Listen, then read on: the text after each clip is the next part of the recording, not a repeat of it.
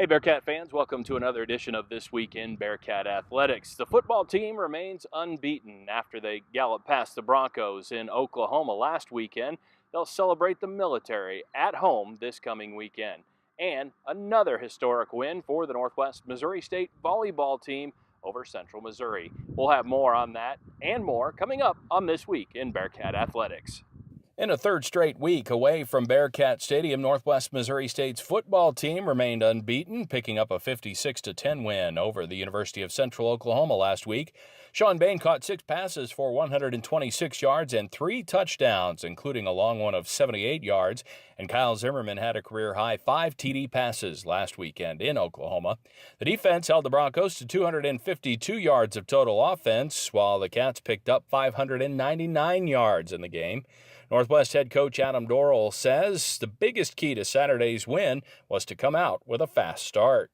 Well, I thought we got off to a really fast start, and that was something we wanted to do. I think when you play on the road and you're playing against a dangerous team, I think it's important that you do that. I thought we did that, and I thought we put a lot of doubt in their mind.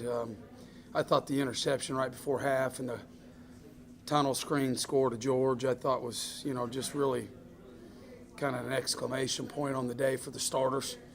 They came in and played one more series, and then we got a lot of the backups in. So, again, I thought we built on what we did at Arrowhead. I thought we played a good game in all 3 phases.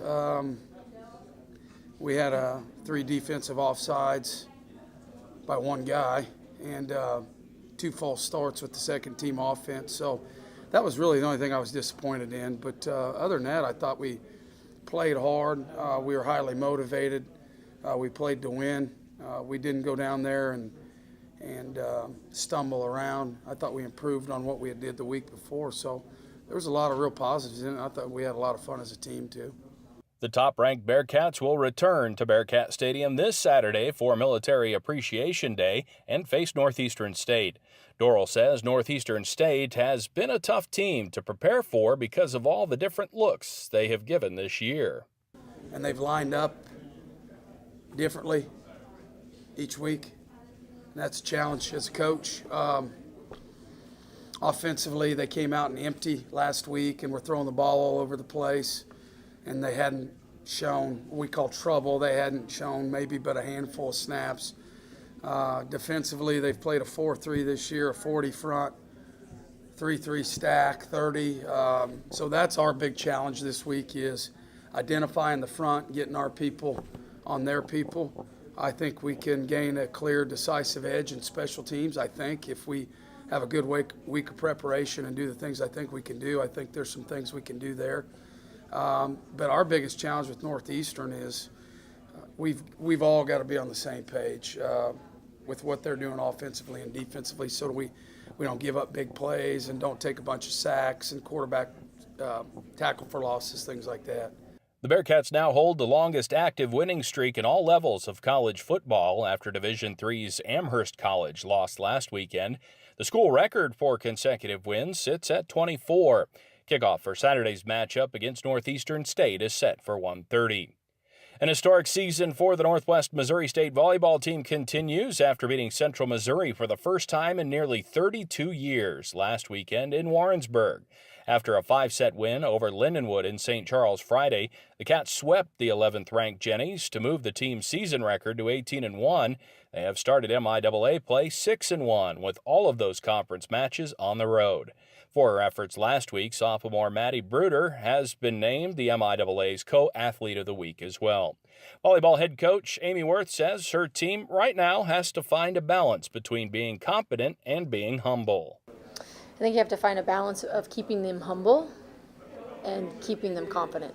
And, working with female athletes, we can never have enough confidence. I think from when you work with male athletes, you sometimes their heads won't walk through the door. But for us, we have to find the balance of humbling them and keeping them focused on, like you said, each match, but making sure they're confident, even though we are going to challenge them in practice and we are going to make them fail in practice to prepare them for the matches, but trying to keep them confident in that too. Just reminding them of what we've done so far.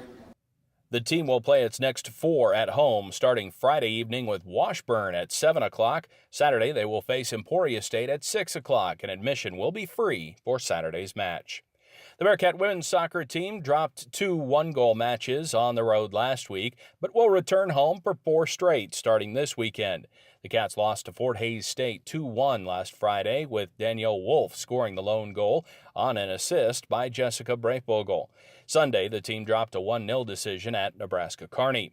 The Cats will face Oklahoma schools this weekend and 2 Kansas teams next weekend, with matches Friday at 3 o'clock against Northeastern State and Sunday at 12:30 against Central Oklahoma.